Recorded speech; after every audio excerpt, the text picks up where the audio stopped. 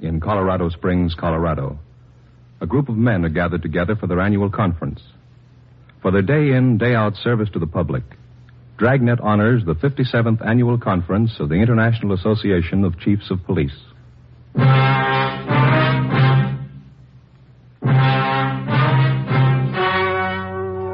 The story you are about to hear is true. Only the names have been changed to protect the innocent. Fatima Cigarettes, best of all long cigarettes, brings you Dragnet.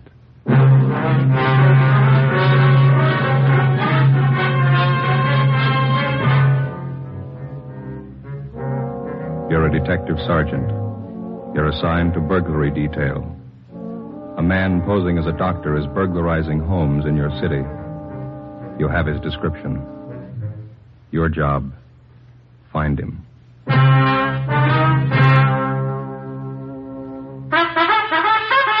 Oh, no.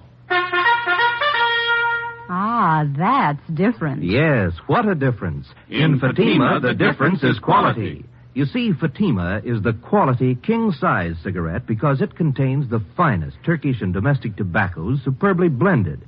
And Fatima is extra mild with a much different, much better flavor and aroma than any other long cigarette. Because of its quality, its extra mildness, its better flavor and aroma, Fatima has more than doubled its smokers coast to coast. Fatimas cost the same as other long cigarettes, but your first puff will tell you... Ah, that's different. Yes, in Fatima, the difference is quality. Ask your dealer for Fatima, the quality king-size cigarette. Best of all, long cigarettes. Start enjoying Fatima tomorrow.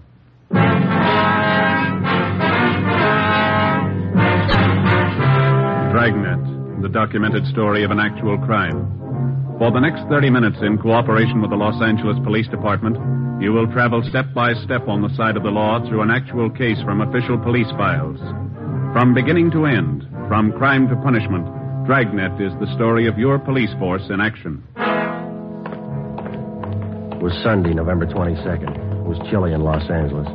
We were working the day watch out of burglary detail. My partner's Ben Romero. The boss is Thad Brown, chief of detectives. My name's Friday. It was 9:35 a.m. when we got to 5918 Canyon Cove, the home of Marla Hutchins. Yes, Miss Marla Hutchins? I'm Miss Marla Hutchins. We're police officers, ma'am. This is Sergeant Romero. I'm Sergeant Friday, Central Burglary. Come in. Thank you. Betty told me she called you. Your maid? Yes, I'm Betty Gregg. I called you. And if you could tell us what happened, please. Dr. Arthur Schulte was treating me for headaches I have. He took my mink coats and my jewelry. Mm-hmm. Do you have a list of what's missing? And Betty will have a list of what's missing. Here, I've written down everything I think's gone. Thank you. Well, why do you say it was this Dr. Schulte? Is that right? Yes. Why do you say it was him that took the things, Miss Hutchins? He didn't. I know he didn't. The doctor was the only other person in the apartment, officer. When was this? Last night. What time was the doctor here last night? It was about 8. I heard him leave later, about 9:15. Is that right, Miss Hutchins? Yes, that's right. Well, could the apartment have been entered without either one of you knowing it? No, sir. The back entrance is double latched, and no one could have broken in the front way. My room's right beside the front door, and I would have heard. You told us on the phone that this Dr. Schulte was middle-aged, dark, close to 5'11", stocky, wears a goatee. Yes. No other distinguishing features. Is that correct? Yes, sir. How about his clothes, where he was dressed? He was about average. He had on a gray suit the last time we saw him. Thank you. You know who he is? We'll find out. What kind of treatment were you taking from Dr. Schulte, Miss Hutchins? We call it hypnotherapy for my headaches. Mm-hmm. Last night, the same thing? Yes. Well, anything different from his previous visits? I was very nervous. He made me take 3 sleeping capsules, and I went to sleep. And she was still sleeping this morning when I went in and found everything in the dressing table all over the floor. Let's see. Have you known this Dr. Schulte long, Miss Hutchins? About 4 months. Did you meet him at a party, maybe? No, I was a student of his. Where was this? A small college in Hollywood. He was the head of the school. He was a teacher, too. Do you have the name and address of the college? Betty can give it to you. It's in my desk. You still a student there? No. I don't take the course. I stopped. Mm-hmm. College was closed. That's when he came here to treat me for my How did he start giving you these treatments, Miss Hutchins? One day in his lecture, I fainted. Took me to his office and told me that pain was only a state of mind. State of mind. Yes, ma'am. My headache didn't bother me anymore. He said that relief would only be temporary if I didn't take regular treatment. Well, did you see him regularly? I saw him twice a week. Twice a week. Always here? At the college, then it closed. I don't know why. He telephoned and said he would continue here. Well, where did you get in touch with him when the college closed? I never did. He always called here. Do you have any idea where he is now? No, I just know that he's a thief. Yes, ma'am. Why don't you lie down, Miss Hutchins? You look tired. All right. Thank you, Miss Hutchins. Yes, ma'am. Thank you very much. All right. Would you gentlemen like some coffee? Oh, Ben? I could sure use some. Well, it'd be very nice, miss. Thank you. Officer, Yes, ma'am. if this man's just a common thief, the treatments he's been giving Miss Hutchins couldn't have been very good, could they? She's still got the headaches, hasn't she? 11:50 a.m. We checked the apartment for physical evidence. There was nothing to indicate that the place had been broken into. We put in a call to Latent Fingerprints to send a man out to check the closet and dresser. We completed the crime report, and Betty Gregg, the maid, gave us the name and address of Dr. Schulte's college, the Los Angeles College of Psychotherapeutics and Psychiatry at a Franklin Street number in Hollywood. Ben and I got out a teletype to Sacramento asking information on the chartering of the school that Dr. Schulte was supposed to have headed. We checked on Betty Gregg, the maid, and found that she was a Los Angeles girl, parents still living in the city. She had a good reputation. 2:35 p.m., we went to the address where the college had been. It was a big brown clapboard house with several dormer windows facing the street. It was vacant. The front door was boarded up. A rental agency sign was stuck up on one of the pillars on the front porch. Joe. What room there? Must have been where they had classes. Rows of chairs nailed down, you see? Let me look. Yeah. I don't see any papers inside, no mail. Hi. Yeah. My name's Tom Thompson. You interested in the place? You the agent? No, I just live next door. I'm a dry cleaner myself, but I sort of promised the real estate agent I'd keep an eye peeled, see if I could be of help if anyone came on Chaparral. Police officers. We're just checking. Oh, was there something wrong? Somebody break in? Did you live next door when this was a school here? Yeah, that psychology bunch here about, 10 months, maybe less. I always thought it was kind of a shoestring operation. How do you mean? Oh, not much dough. They're just making ends meet, no clash, Always just adults? Well, classes used to be mostly during the day I was at work. The wife used to tell me, no kids that she ever saw. Did you know the man that ran the school? No, but he was a middle-aged guy with a kind of a pointed beard. Had a pal, though, a younger guy. Never stopped to talk. They're pretty tight-mouthed guys, like I said. Why, what'd they do? Routine investigation, Mr. Thompson. Do you have any idea where they might be contacted now? No. Real estate agent said they skipped without paying last month's rent for him. He's been trying to find them. Mm-hmm. Do you remember their names? Well, let's see. Wait a minute. The older guy, the guy with the beard, was named Schultz or something like that. I can't remember the young fellow, though, but... Hey, wait a minute. I got their door. How's that? I got their door. The agent let me have the front door. I'm building a patio porch in the back of my house, and the glass that I took out of the door's got the names lettered on it. Well, that's fine. Come on. I'll see if I still got it in the garage. It's right around here. Okay. A little chilly today, huh? Yeah, a little. Want to stand back there and hit you and open Watch it? the door, Ben. Yeah. Here we go. I like to keep a nice, neat garage. Sure looks nice. Oh, thanks. Say, did these men live in the house, Mr. Thompson, or did they just use it for the school, do you know? Oh, best I know, just for classes. Like I say, they're pretty tight-lipped guys. Not very friendly. They're real quiet. Mm-hmm. Yeah, here it is. I got it. Just leave it right there. We'll come over there. You won't Okay. have to move it. Let's see. Los Angeles College of Psychotherapeutics and Psychiatry. Dr. Arthur William Schulte. Schulte. DAA, PhD, SCD. Well, close to Schultz. Dr. Leo George Donaldson. DV, PhD, SCD. Mm-hmm. I got it, Joe. Okay, fine. Well, we're much obliged, Mr. Thompson. Here's our card. If you hear anything regarding these men, we'd appreciate you calling us. Oh, sure. I'll be glad to. Wait a minute. Here. Here's my card. Oh. Ideal Cleaners over in Ivar. If you get around that way, why, drop some stuff off. I'll see it gets special attention. Well, thank you very much, Mr. Thompson. No, it's okay. I'm sure glad I didn't throw that glass away. Brother, look at all the letters after the names, eh? Wonder what it takes to get a lineup of degrees like that. Paintbrush in about 10 minutes. 5 p.m. Ben and I drove back to the office. There was a report from Latent Fingerprints. Nothing but the prints of the two girls had been found in the Hutchins apartment. We checked what information we had on Schulte and Donaldson through to the FBI on the teletype. A check of doctors registered with the Los Angeles County Medical Association and the American Psychiatric Association failed to turn up anybody named Dr. Schulte. We had our I Bureau and Stats Office make runs on Leo Donaldson and Schulte and a rundown on the reports where the burglar had posed as a psychologist. The Stats Office turned up a couple of dozen new suspects. We pulled the mug shots and headed for the Hutchins apartment. Looks like something doing at the Hutchins apartment house. A lot of cruiser cars, huh? Let's have a look. Sorry, can't go in. Sergeant Friday Romero, Central Burglary. Oh, sure, Sergeant. What's the trouble? Girl named of Hutchins shot herself.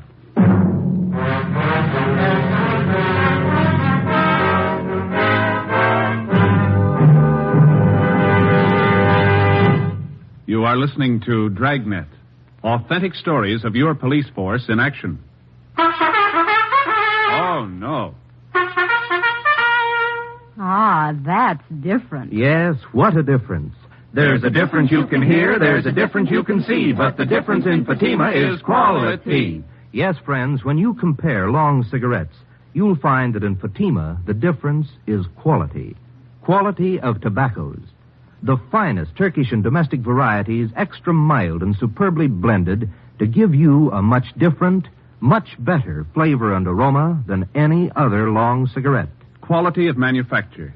Smooth, plump cigarettes rolled in the finest paper money can buy. Quality even to the appearance of the bright, clean yellow package. Carefully wrapped and sealed to bring you Fatima's rich, fresh, extra mild flavor. Fatima's cost the same as other long cigarettes, but your first puff will tell you... Ah, that's different. Yes, in Fatima, the difference is quality. Ask your dealer for Fatima, the quality king-size cigarette. Best of all, long cigarettes. Start enjoying Fatima tomorrow.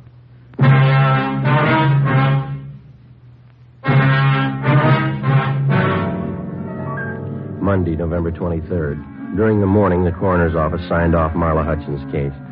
The verdict was that she had taken her own life. The police psychiatrist told us that probably the hypnotic treatments by Schulte had hastened her death. The information we'd received from the Medical Association told us that they had had complaints against the operation of the Schulte school. They had pointed out to us that it takes over 12 years in recognized medical schools to become a member of the American Psychiatric Association. Schulte had been mass-producing pseudo-psychiatrists in 8 weeks. 1:40 p.m., we met with Captain Fulton. School was a phony. Degrees and diplomas sold anybody who had cash. Huh? Yeah. They're not operating anymore? We checked that out. They're gone. Well, here's the answer to your teletype to Sacramento. Thank you. Gives details on the application for the school to Schulte. He's listed as founder and dean. Donaldson is listed as staff. No addresses other than the Franklin Street number there. Mm-hmm. Anything else? A month ago, Leo Donaldson opened courses of instruction in Los Angeles under the title California Physicians College of Psychiatry, 781 South Hill Street. Schulte associated with him? No. Have any idea where Schulte is? No, we don't, but we're looking. We've got the support of the medical people to push a bunco charge for the operation of the old school. Donaldson should be able to give you a lead on Schulte. Figures they might be in contact. Looks like they actually ran the school together, even though Schulte was legally responsible. And Ben and I have an idea on how maybe we can find out. How's that? We thought one of us could make a pitch to Donaldson, see if he'd sell a degree from the new school. Get evidence to support a bunco warrant and check at the same time to see if Donaldson has contact with Schulte. Well, I'll let bunco detail know we're trying. You think you can do it? I can try. You know anything else about Donaldson's courses? No, that doesn't bother me. How come? Neither does Donaldson.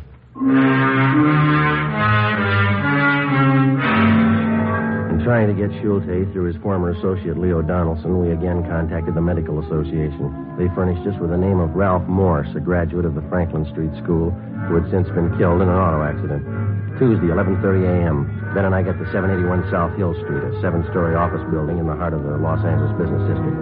The directory in the lobby listed the California Physicians College of Psychiatry for rooms 214 and 216. Ben waited outside in the car. I took the elevator up.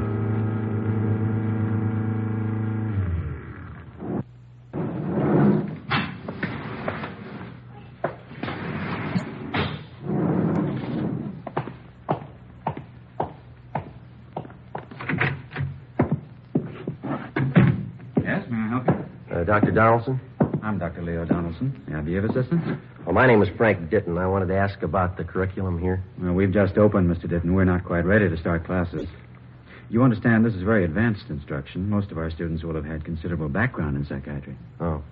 Well, a friend of mine, Dr. Morse, said that he was sure I'd be a good student for you. Dr. Morse? Mm-hmm. I'm not sure I place him. Well, he was one of your students at the Franklin Street School. Said that Dr. Schulte knew him quite well. Oh, yes, I remember. Brilliant man. How's he getting along? He was killed in a car collision. Oh, that's too bad. Well, frankly, what I was interested in is being able to take over his practice. Could I get the same deal he got? I think so, Mr. Ditton. What'd you have in mind? Well, take some courses and get a degree. I worked with Morse for a while. I can set up a clinic. He did okay. I figure maybe I can, too. Well, here's a list of the courses we'll offer. Thank you. We'll go over it together, and you can indicate what sphere of study you'd like to undertake. Mm-hmm. Does Dr. Schulte teach any of these courses? No, he doesn't. Now, the first semester will include painless and drugless childbirth, practical and applied psychology, autosuggestion, prenatal suggestion. Yeah. Well, look, Dr. Donaldson, straight practical and applied psychology is the specialty that I want. See? What degree do I get, and how much will it cost? Well, the least expensive is a doctor of psychotherapy at $450. A doctorate of philosophy and psychology is $500. For all purposes, if you can afford it, Mr. Ditton, is a doctorate of science. That's $800. Oh. That course was $1,000 at the Franklin Street School. Yeah. Well, I don't know. That's a lot of money. I guess I have to have it, though. I wonder if you'd take a check now. Certainly. You understand what a tremendous advantage these degrees are to the professional man who, for one reason or another, may never have had a chance to get a college diploma. Mm-hmm. Well, the course is very hard?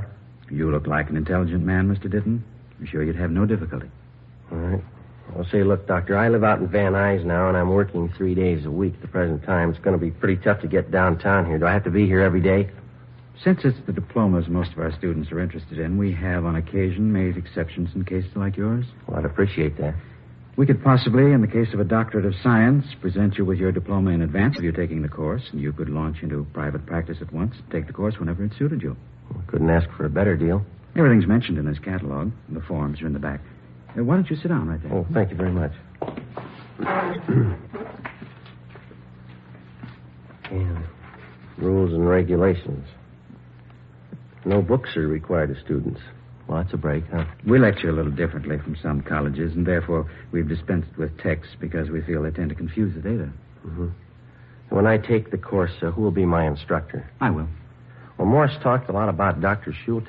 Does he teach any of the classes? No, Dr. Schulte was associated with me in the operation of the Franklin Street School, but is not the staff member of the California Physicians College of Psychiatry. Well, I'm just wondering, if I paid extra, could I get some classes with him? Morse said that he picked up a lot of useful information from Schulte. He's a fellow with a goatee, isn't he? Yes, that's right. Well, truthfully, I have no idea where Dr. Schulte is presently located. I understand. Now, let's, one regulation here. Yes? No student will be admitted who cannot show documentary proof of the successful completion of secondary school work. High school. You can understand that, can't you, Mr. Ditton? How do you mean? Well, there are certain minimum academic standards we must observe. Yeah. In order to maintain the quality of our degree. Dr. Donaldson accepted my check to the amount of $800. I asked for a receipt, and he filled out a blank doctorate of science degree, which he carefully lettered with the name Frank Ditton, and signed himself as dean. I arrested Donaldson, and Ben and I took him in for booking. 1 p.m. We received a long teletype from Washington. Arthur Schulte had a record of arrests and convictions back east. It started with a conviction 16 years ago for the interstate transportation of pornographic motion pictures. The record gave us no known addresses, but important in the information was the fact that Schulte had originally been trained and had worked at being a projectionist in movie theaters. In the M.O. was the notation that he'd been known to take up his old occupation when sought by authorities. 1:35 p.m., we contacted the local office of the Motion Picture Projectionists Union, where they told us that they had placed an Arthur Schulte in the booth of one of the Main Street newsreel houses on Sunday. That was the day before. 2:30 p.m. The Crescent Theater was buried between two bars and advertised an hour of newsreels and short subjects for 20 cents. Where's the manager? I'm him.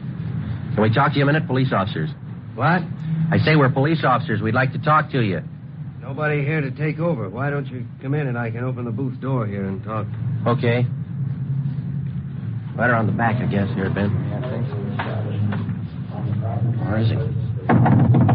Hey, mister. Okay.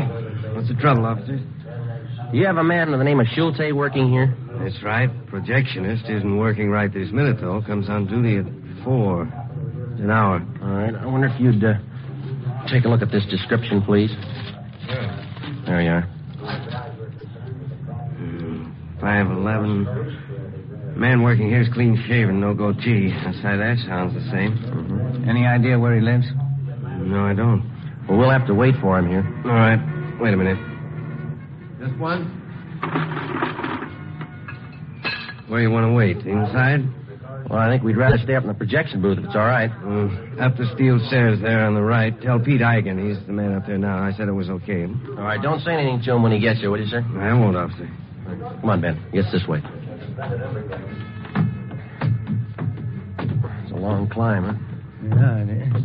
It's right up there. Oh, yeah.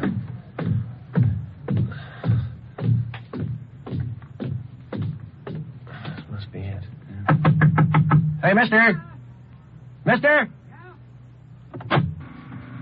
Yeah? Police officers. Anything wrong? We're going to have to wait here. The manager said it was okay. Wait for what? We want to talk to your relief man. You mean the doc? You know him? Well, just since yesterday. Why do you call him the doc? Oh, you know, speaks kind of fancy for a projectionist. What do you do? Oh, he just likes to talk to him. Okay, you know, the guy doesn't come on for about an hour. Yeah, they told us.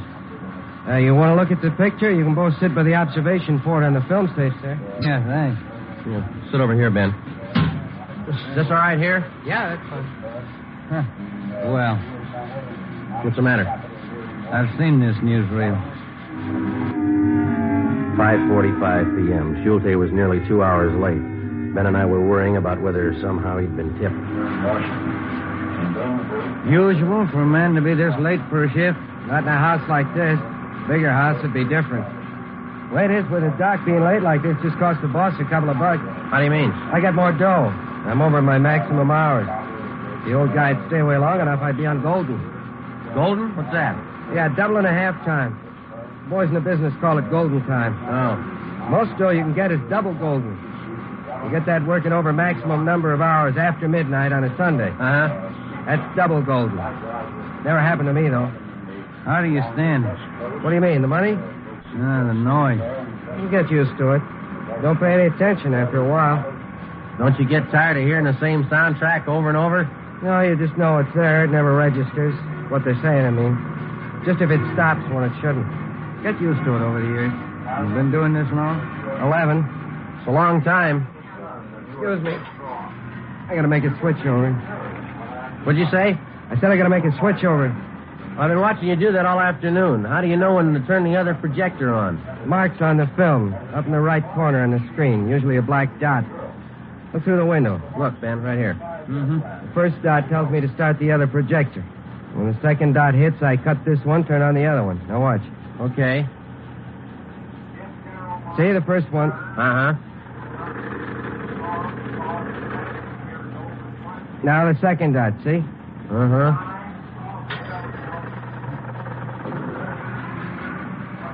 Smooth. You never know the difference. Simple stuff. People never seem to notice the switches. Just a minute. Hi, Doc. A little late. Sorry, overslept. Your name, Schulte? That's right. Police officers would like to talk to you. I have to go to work. It'll wait. You want to go downstairs? All right. This way.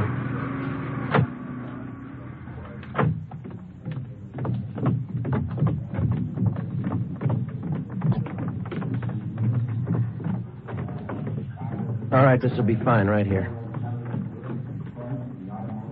You say your name is Schulte, Arthur William Schulte? That's correct. Ever been known by any other name? Why? Do you operate a school called the Los Angeles College of Psychotherapeutics and Psychiatry during the past year? I'm not saying anything. Where are you living, mister? I'm not saying anything. Let me see your identification. Here, my wallet. All right. No, you hold it. Say, open that part there. All right, take out the card. Union card. ticket stub, Social Security card. That second thing there behind the cash. Yeah. Let's try that folded piece of paper there. It's just a bill. Mm-hmm. What is it, Joe? It's a bill. Milliken Hotel. Let's go. We drove to the Milliken Hotel, about 6 blocks from the theater in the same Skid Row district. We got the key from the room clerk and went up to Schulte's room. It looked like any dingy hotel room. A small footlocker sat at the end of the bed on the baggage stand. 2 suitcases were over by the closet, and sitting on the floor alongside the bureau were 2 waist-high stacks of books. You got the key to the small trunk? I don't have to submit to this. Let's open it up. Open it yourself. Here's the key. All right.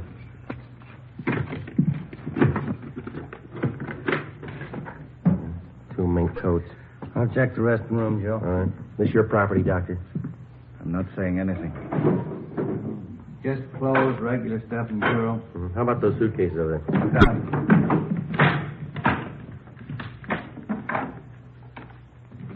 What do you got?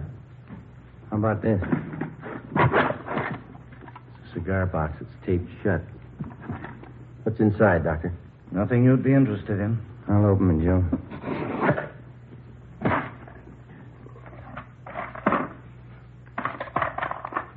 Schulte? Bracelets, rings, matched earrings. Fit our stolen property reports. These were gifts. People say you took them. They're sick. I've done them a lot of good. They know. They thank me this way. Well, People I get these things from, they know I've helped them. the way you helped Marla Hutchins.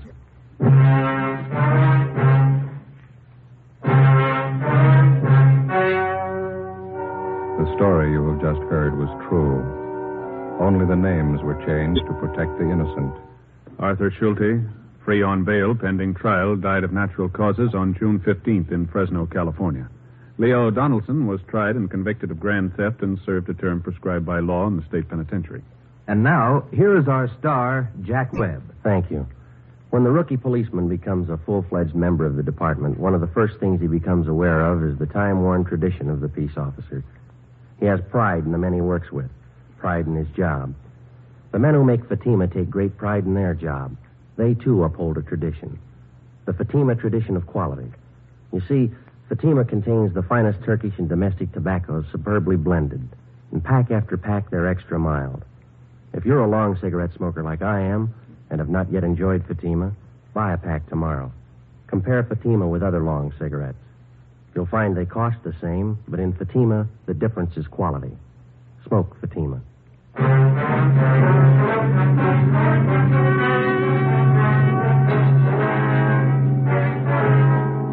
Ladies and gentlemen, the Chief of Police of the City of Los Angeles, W.H. Parker.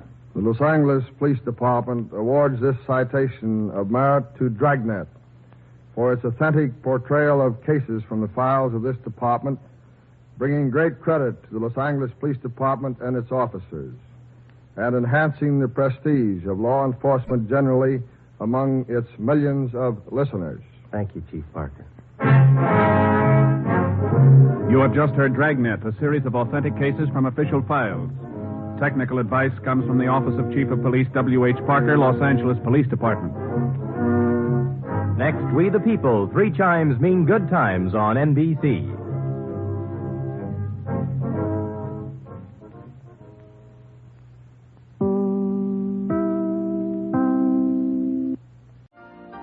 You've been listening to the OTR Gold Network. Find more classic radio at otrgold.com.